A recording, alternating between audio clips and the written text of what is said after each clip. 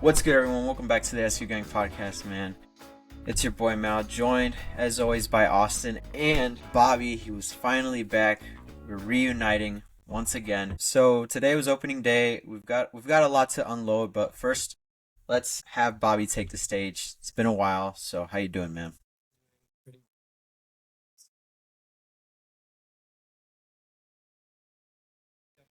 Some good, some bad, but I'm here now. I'm happy, and I'm happy to be back. It's great, man. First time since 2023. I think it's been pretty crazy, but we're happy to have you here. And that actually can segue us in. So the Giants, my baseball team, and Bobby's Yankees opened up the season last night and was pretty much over pretty quickly. Logan Webb had an absolutely terrible game. The Yankees just completely dog walked the Giants, which is very expected when the Giants play on national television. But it's definitely interesting that Judge was the one that struggled. He and Skeen struggled a bit, probably because they just played in the WBC. But I'll let you guys elaborate because you guys know more about baseball.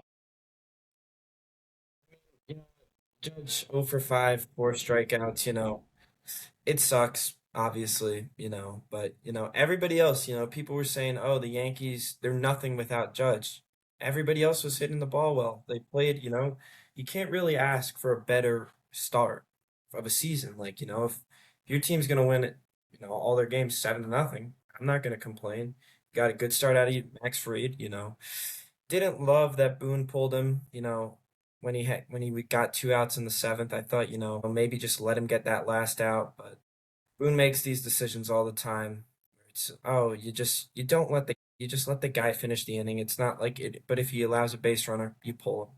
But I was very happy with the performance the Yankees put up yesterday, and I'm excited to see how they play the rest of this weekend and the rest of the season going forward. Hopefully, they can do something special this year, but they probably won't.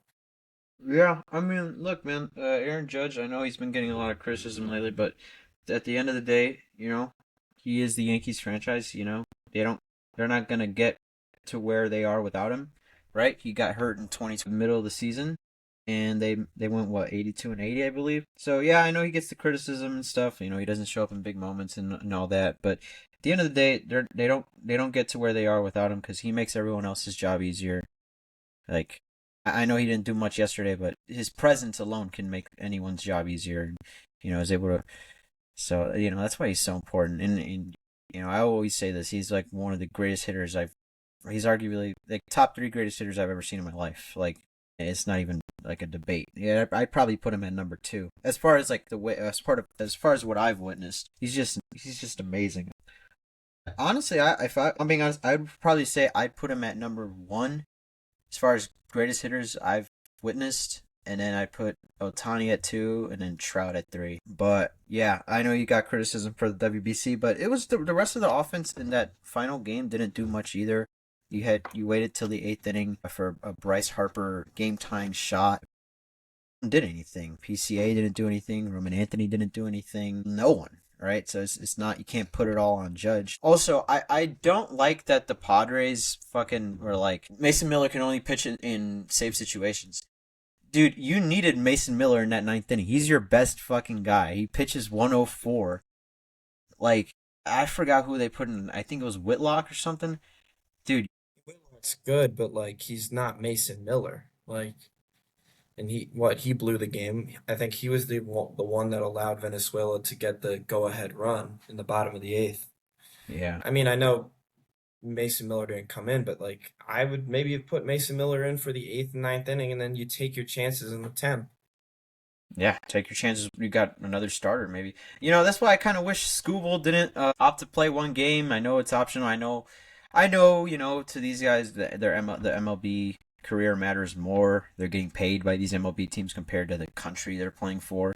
But I really would have liked to seen like Scooble pitch that last game.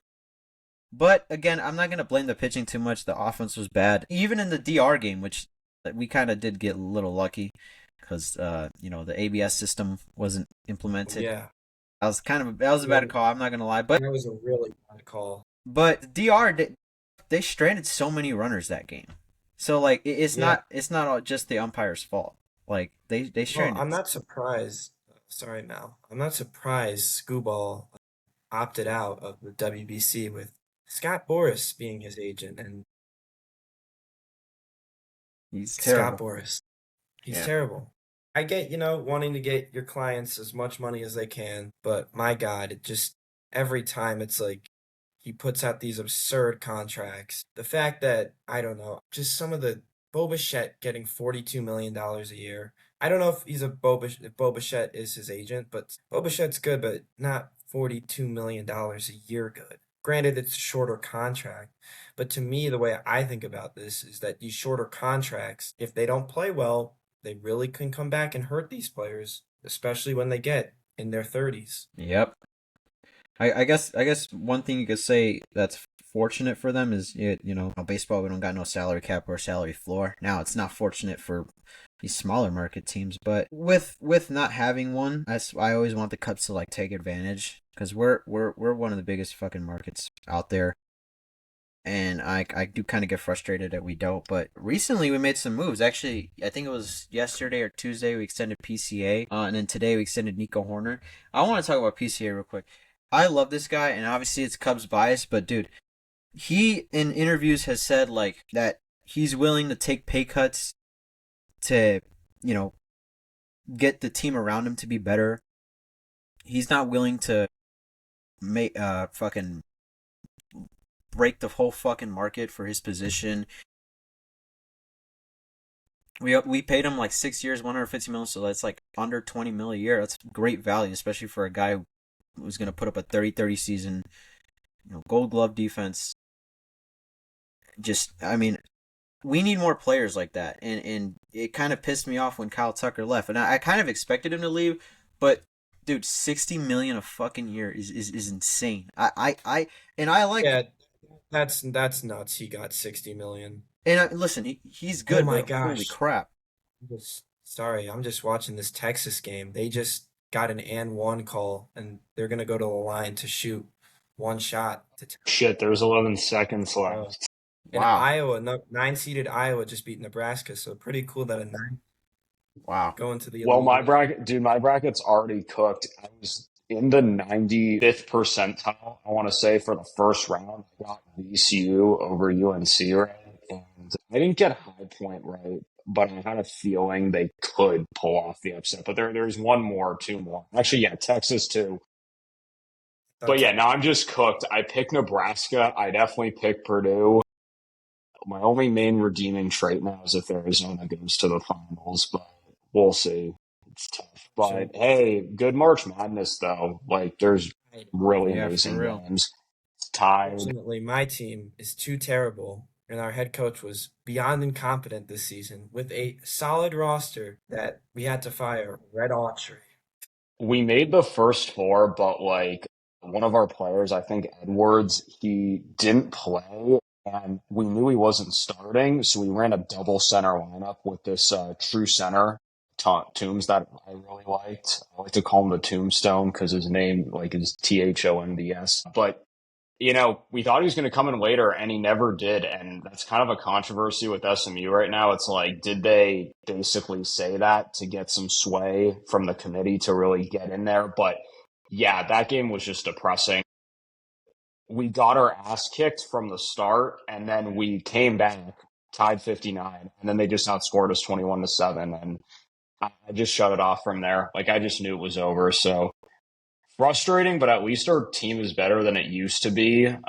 But yeah, we still have a lot to improve on. Classic SMU, when it matters the most, it practically is a home game for the other team. We just crap the bed. But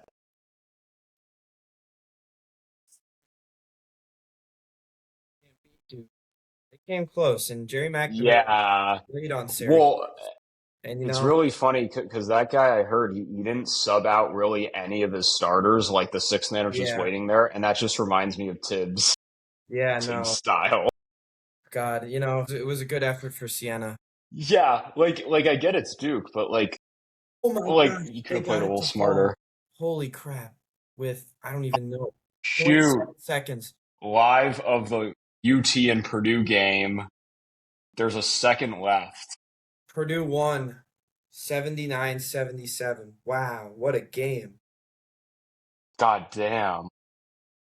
What a game. Kaufman ran with a 2. That guy's got to He feel. missed. They missed a layup, but he got it. Was it a rebound? Probably. Yeah, I think it was. Dang, that's crazy.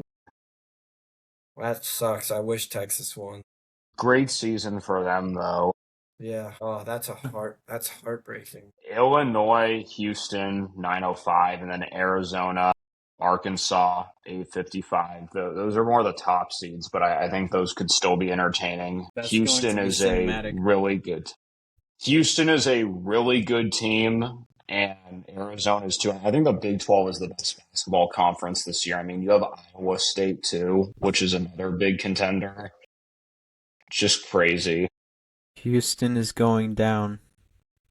Houston Honestly, is I just do not know going. much. I'm gonna be honest. I don't know much about Illinois. I hope you guys can beat them, but I think it'll just be a really good game overall. But yeah, we Houston got Mal's College, is the going actual good down. college basketball team here. Houston's going down, baby. Come on. I might get clowned if I post this and they already won. So, hopefully that doesn't happen. But what do you guys think? How far do you guys think Illinois is going? Because I'm not an expert on this March I Madness have stuff. them losing here in my bracket. I'm sorry, man. See them. I think their Final Four loss. That's like their ceiling to me. I agree with that. It's a tough call. Like, I agree with the betting lines. It's Houston like 2.5. I think there is a very high chance Illinois covers that, but I just think it's a tough matchup. And I remember My main honest answer is I don't know as much about like rest of college basketball. I know Houston more because we played them in the Big 12 championship last year. Like the team I just know them more.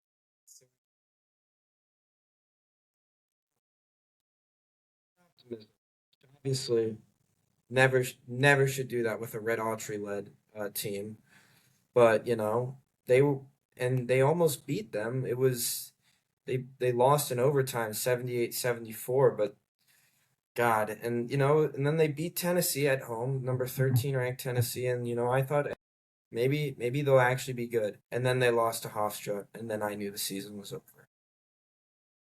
Yeah, we had a lot of close games too. We only beat 2 ranked opponents, which was Louisville, and then we beat UNC decisively. Yeah, UNC's coach, Hubert Davis, he's not returning after this year. A little bit of late news, but I think it's a good move. I believe his first year as a coach, I National think champ, they made national the championship and they were decisively up. I want to beating say Kansas. 20-25 to number 1 seed Kansas, and they just I think it choked was like it. And 42-25 at half. yeah, no, it was insane, and they just choked it, and they just never recovered. I think it was a good move. They kept them for too long. I kind of felt like they were gonna lose to VCU. I don't know. It's like they were good I this year, agree. Yeah, I but picked they them as they an could never upset. punch above their weight class. I mean, the Duke win was good, but that just felt like one of those upsets that like I just kind of even before I just picked UNC to win that game just because they're at home, but I knew that they were gonna. That was easily their best win of the year, and I mean rightfully so. Duke is really good, Yeah, but yeah, yeah. I don't know. Even when they played us, they had a huge lead and then they just almost blew it. But it's gonna be a job that's in high demand, and I'm interested to see who's gonna take it because I just saw an NC State's Absolutely. coach pull a Lane Kiffin and go to LSU, resign via email, which I think is Will Wade, which is interesting to say the least. What are you guys' predictions for the other matchups? We can start with we got Illinois and Houston. I think we already weighed on that. Bobby, you said they could make Final Four, but what's Yeah, your prediction? Houston's gonna Yeah. What about Arizona, Arkansas? I'm going to pick Arizona. It's not going to be easy, but I win. think they can make the Final Four, but they do. Arkansas is a good freshman, so respect to them. So far, Arizona has played a very relaxed March Madness. They've taken care of business outside of a couple moments against Utah State where they looked garbage, but they decisively beat the 2 teams they're Yeah, supposed to, so and then can't complain. tomorrow. We got Duke St. John's. I want St. John's. That's the team who I'm Me rooting. too. but I think Duke's gonna win. I hope I'm wrong. I hope I'm wrong. And then Yeah, Michigan, Alabama, Michigan. I I got Michigan too. and then UConn, UConn, Michigan Michigan State. I State. really want Michigan State. I don't like UConn. So I'm gonna pick UConn, but I hope I'm wrong. And then Iowa State, Iowa State, Tennessee. I'm gonna go with Iowa State. Yeah. I don't want to like be that guy, but if you lose to Syracuse, I don't know how far you really should go. I mean, I felt like Virginia, they were frauds the entire year, but yeah, but unfortunately, I have to go by my intramural futsal, so I will catch you guys on the next episode. But thank you. Okay, yeah. Well, hey, thanks for joining us, man. Long Yeah, no, time it was coming. We great. appreciate it. Yes, sir. Have a good one, bro. See ya. Alrighty. Alrighty. So, Well, we got some good stuff from him. I'll finish up and just say, yeah, I'm just gonna pick all the higher seeds. I honestly, again, don't know too much about these other teams. I think the one that could really go either way is Michigan State, UConn. But other than that, yeah, I think Iowa State's really good. Michigan, I think, is just the better team, and then I think Duke will squeak it out. I'm putting my faith But in other Illinois. than that, yeah, we'll see what happens. I'm putting I my think faith. Texas was our best shot. I'm putting my faith in Illinois. Come on, man. I'm putting my faith, man. I'm probably gonna be wrong, Okay. but I'm putting faith. All right. Well, I mean, it's going to be close. I just don't know much about Illinois' basketball team. Just no disrespect. But anyway, let's continue on here. So we got March Madness and MLB and WBC out of the way. What about some NFL news? My Seahawks made some noise recently. We just locked up JSN, aka the Emerald City Route Artist. God, I still can't I still cannot believe someone actually gave him that name, but we roll with it. But it is a little bit of an old news thing, so we won't spend too much time on it, but it's a 4-year, $168.6 million extension, 42.15 million a year. There is 69.1 million fully guaranteed at signing and up to 120.1 million in guarantees throughout the deal. But here's what I think people are overlooking. So there is some controversy that people say, oh, he had one good season, he's not worth it. I think people really are underestimating what he has done and how much he has ascended. He didn't do too much his rookie year. He was a wide receiver 3. But his 4 touchdowns, I'm pretty sure all of them were game winners. He got a game winner versus the Browns in, I believe, our throwback debut. He got that Eagles touchdown game winner against Drew Lock, and I don't have it on my wallpaper now, but I have it rotating. It's a goated photo. I think against James Bradbury. And then I forgot the other 2, but I know like most of his touchdowns were game winners. So we saw the flash, and then he went up in there. It was reasonable to have doubts about him going into this year, but he clearly proved everyone wrong. His out route ability is amazing, that he can just get open, find a pocket, improvise, and I just think he's fully worth that money. It's a reasonable investment. And the other thing people don't realize is we have him locked up till 2031. The money does not kick in until 2027 because we have his last year of his rookie deal. We also gave him the 5th-year option. I think he's getting about 27 mil a year, just like Devin Witherspoon. But this contract is going to look like a really good deal even in a year because Puka Nacua has got to get paid now. So it's the Seahawks and the Rams have been a bit at a bidding war in the office. They said, we're going to extend Trent McDuffie because you got to pay Spoon. And now we're like, okay, well, we're going to pay JSN, and he doesn't have a 5th-year option you can do. So good luck, buddy. That money's going to start in sooner. So, dude, we could see Puka getting like 44 million a year. And I mean, he deserves it. He's insane, but as a person, I don't really like him as much recently. That's just my personal opinion. But as a player, like, hey, I respect it. He also talks shit to our team a lot. I really like how he, Lenore, and Jennings love keeping up the NFC West rivalry. But hey, it is what it is. Hey, man. Yeah, hey, that's good. That's a good thing, man. Your defense is just gonna keep getting fired up. Your whole team, it's just gonna give you guys more energy. So. Shout out to Yeah, Puka for that. exactly. I mean, yeah, dude, he's so dominant. But man, dude, it's just crazy how Dude, it was hilarious. On the Super Bowl day, he got like completely wasted and he was like tweeting some stuff about Sam Darnold, and Ernest Jones clapped back. And then I'm pretty sure in an interview after, he's like, the Seahawks really just aren't that good of a team. They got lucky. And then he blamed the refs on the Week 16 game. Like, just a lot of excuses, but I mean, they credit to the Rams. They bashed their weakness, which was at secondary, with a mallet. So they're going to be a very insane team to watch. I would put them at preseason #1 rankings right now. really. Honestly, you could say that. I just think they have the slightly better roster. I mean, you could put the Seahawks at 1 and Rams at 2. If you put the Rams at just 1, just because the Seahawks lost more dudes, like, I mean, I could see it. I mean, I really think they have the most talented team in the league right now. Potentially, maybe I'm a little exaggerating a bit, but still, they did a hell of a job to like address their main weaknesses.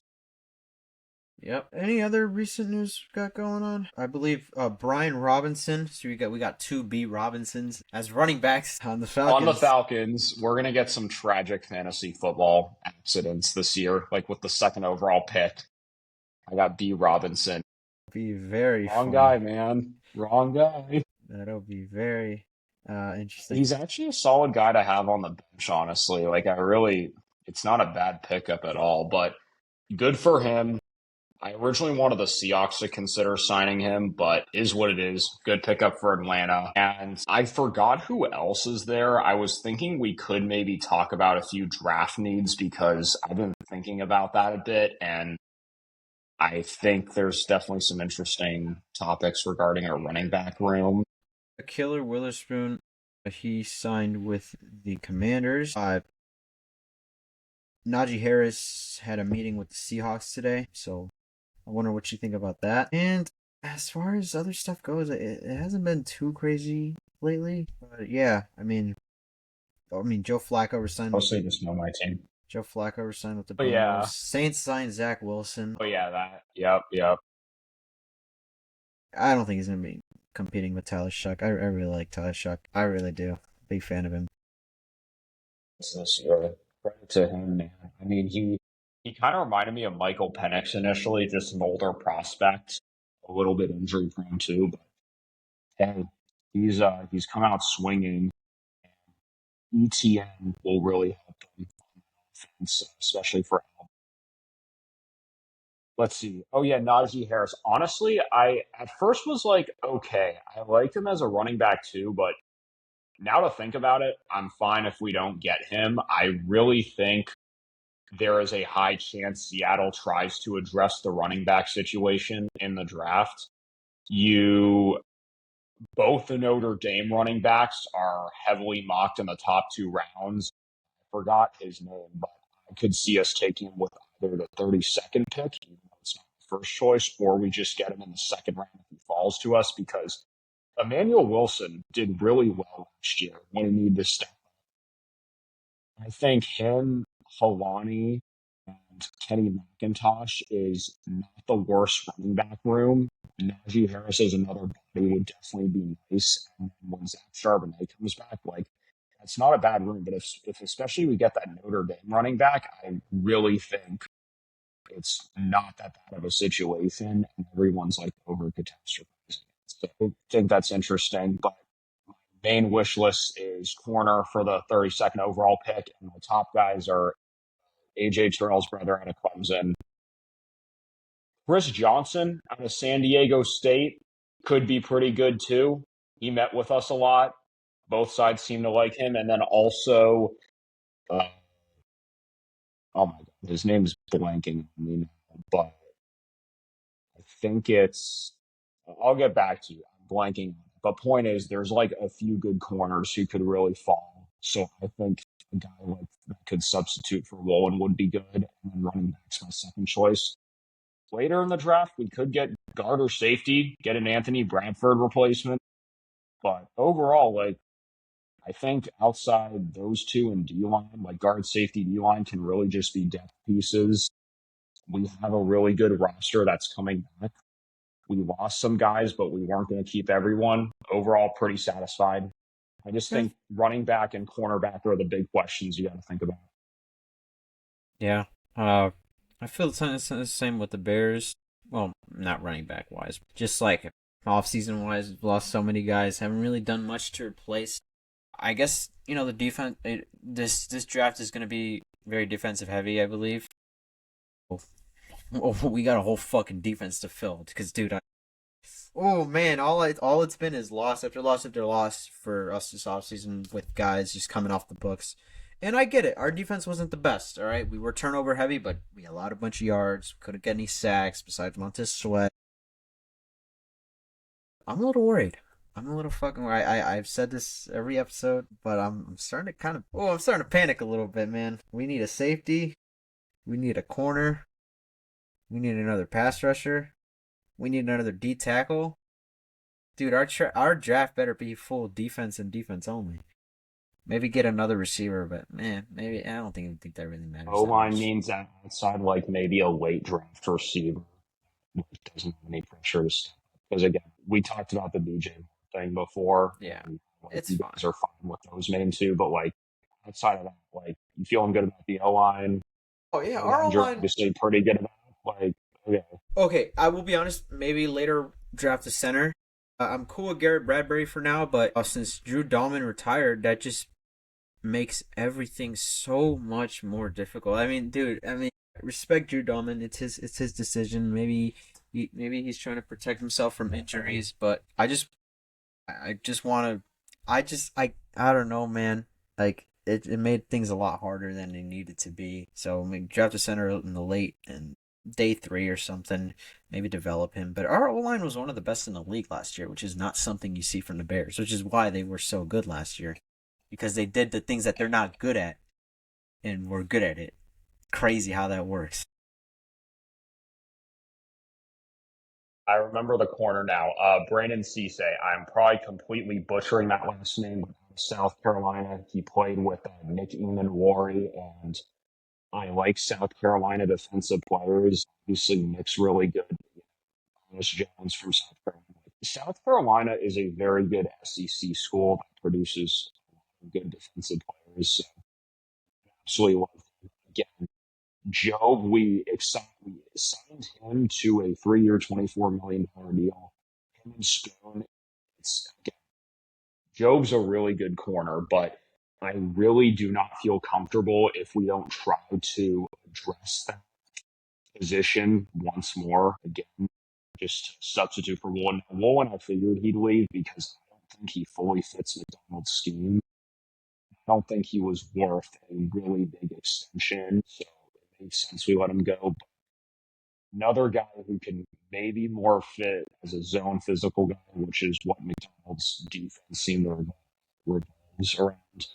I think it would be really cool if we can get a corner there. So those 3 corners on the wish list: running back, and then guard, guard, safety, something like that. But honestly, like it's actually really hard for a team to have 2 really, really good guards. So Bradford, he showed some upside. Like he sometimes is really good. It's just when he's bad, he's really bad. But he went from being like 90% horrible to like 50%, 60%. Like, he's going in the right direction. So I'm not surprised if the Seahawks don't really heavily invest in that position early.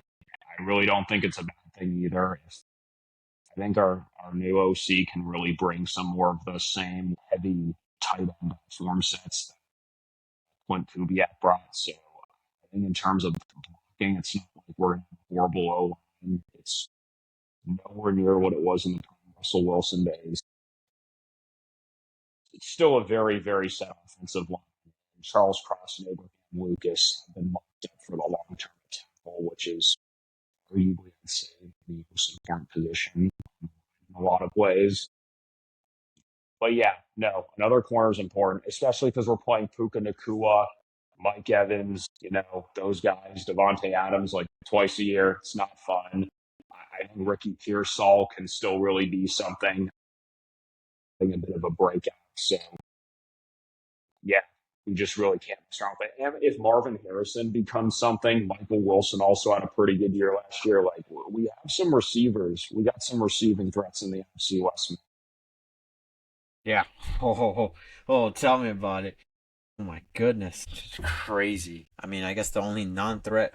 Oh, they still. I mean, you mentioned Marvin Harrison Jr., right? My goodness. Trey McBride, I just left him out of that conversation because we have Nick Eamon-Wari, who can play like a linebacker, and linebackers as well to help Trey McBride. But yeah, Trey McBride's a dog. He is a Lamborghini on the Cardinals, bro. He has been so good. But yeah, him too. But yeah, no, I give my respect to the Cardinals too. Michael Wilson is one of the most underrated players in the NFL. Yep. Ready. Well, we got anything else to note? Maybe some NBA. Yeah, sure. I mean, I've kind of been out of it lately because the Warriors have not been a fun team to watch. We recently had Moses Moody come down with injury, and it's already on top of our other injuries. For some reference, we are basically the San Francisco 49ers injury team on steroids. Like, take Brock Purdy out of there too. Also, take Christian McCaffrey being really inconsistent. It's just tough. Like, it's been so sad to see. Like, this is the Steph Curry missing log, bro. And he has just done it so well health wise for his age. It's just really devastating to actually see it catch up with him. And then Jimmy's been out, so it's pretty much just been Pajemski as one of our main scorers. So it's not fun. Luka Doncic has been playing like an absolute freaking demon since his wife wants to take custody of the kids. He's been averaging almost 38 a game. He has been dropping like a 40 and 50 ball every other night. It has really propelled the Lakers into a big winning streak. I think they're 9-1. Yeah, he's been dropping at least 33 for the last game he went below 30 was March 5th. So he has been on a heater. So yeah, they've been good. The Hawks have also propelled out of nowhere. They've gotten to fifth in the Eastern Conference from a Yep. play-in team, which is really shocking. Raptors are shocking too. I think one interesting matchup, I just want to briefly highlight this here. On March 25th, the Boston Celtics beat the Oklahoma City Thunder by 10. Mm-hmm. And this is a potential finals matchup right here because I think the important thing is these are two really goated teams. You have the MVP later and finals favorite and SGA and the Thunder, but Hartenstein and especially Chet Holmgren had some big struggles in this game. And that's just my issue with the Thunder.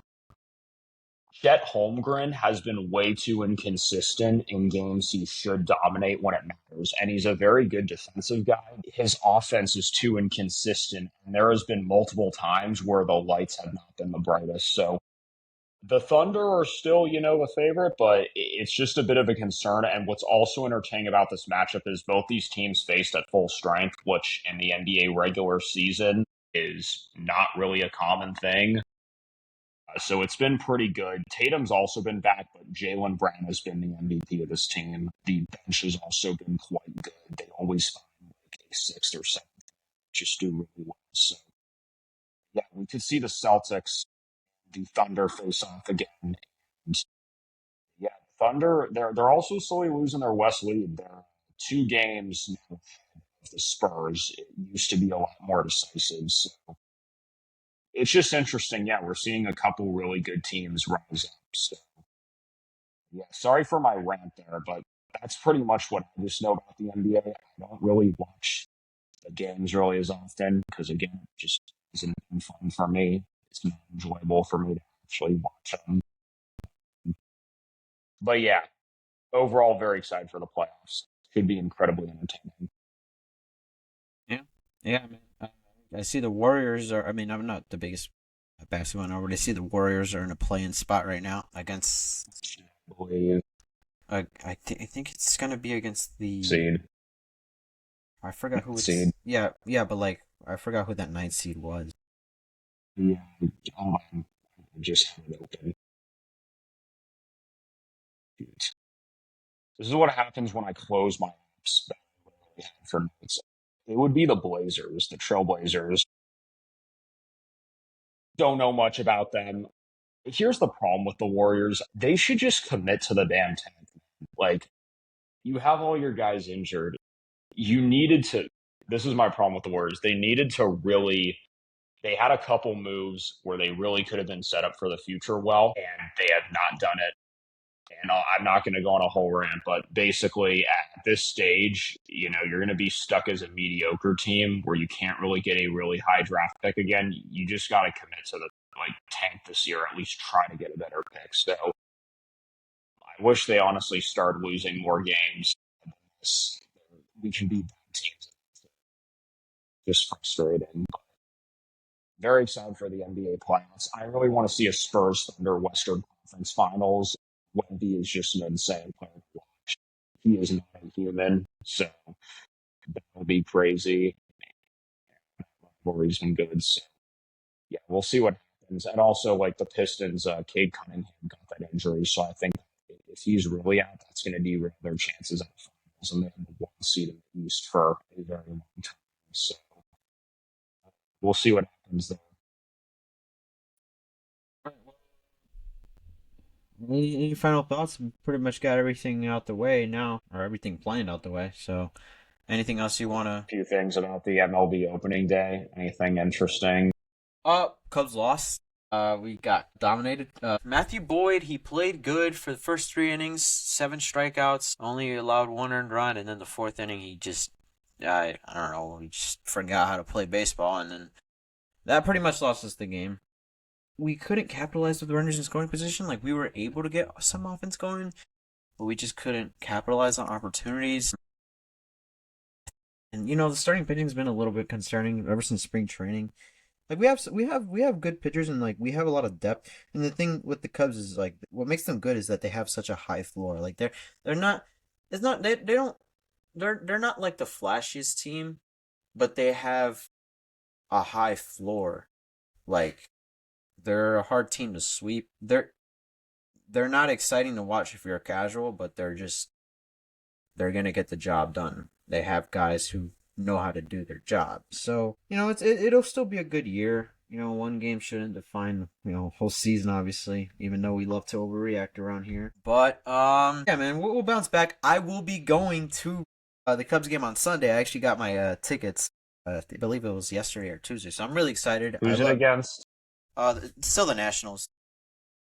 Okay, It's just the final game of that series. Yeah, man, I love going to Wrigley Field. There's obviously a vlog on our channel of me crashing out and Austin being so happy, But Wrigley Field's a great time, win or lose. Wrigley Field's... At the end of the day, we didn't make the playoffs, and you did. So you had the more enjoyable outcome in the long term until the Brewers happened. We didn't know. That was really fun, dude. I love that trip. That was one of our last videos for a while until we brought this thing back. Yeah. Hey, I mean, there's a chance I actually got to New York for late, so maybe I see Bobby. No, You should go catch see a what happens, Yankees game. everyone. Maybe we'll do a vlog. Yeah, dude, I always wanted to go to Yankee Stadium. Me too, Always bro. been a bucket list. I also want to go to the Red Sox and Rockies one day. It would just be, Dude, the Rockies one is nice. I've been there before. It's It's really nice. Yeah. I love it. Yeah. I haven't been to Colorado, so I need to go back there. But anyway, I think that'll do it. This episode's a little longer, but we appreciate having Bobby back. News has been slowing down in some sports, picking back up in some others. So hopefully, you can get more baseball specific content in the future. Bobby and Mal are more knowledgeable in that, and Mal also does more specific Cubs content, I believe, on his podcast. Link in the description. So if you want to watch more of him, he'll be there too. Anyway, we'll wrap this up so Mal can get this edited. Yep. You guys can see it. I forgot the rest of Wyatt's World's outro. Yeah, no, Wyatt's World reference. Yeah, no, shout out to bro, man. But hey, man, make sure to hit that like, share, and subscribe button, turn the notification button on, bro. And as always, we'll catch you guys in the next one, man. Peace out.